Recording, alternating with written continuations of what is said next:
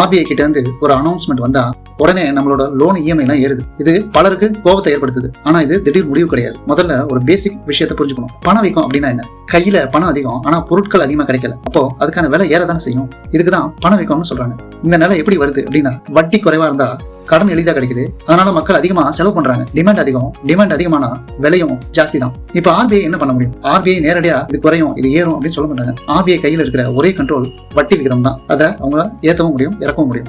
RBI ஏன் வட்டியை உயர்த்துறாங்க? RBI வட்டியை உயர்த்தினா கடன் வாங்குறது கஷ்டம், இஎம்ஐ அதிகமாயிடும், புதிய கடன் குறையும், செலவு மெல்ல குறையும். செலவு குறைஞ்சா டிமாண்ட் குறையும், விலையும் கட்டுப்படும். ரொம்ப எளிய உதாரணம், தண்ணீர் இலவசம்னா நாம வீணா பயன்படுத்துவோம், ஆனா தண்ணீர் விலை ஏறினா அளவோடு பயன்படுத்துவோம். பணமும் அதே மாதிரி தான். வட்டி அதிகமானா பணம் ஓடுற வேகம் குறையும்.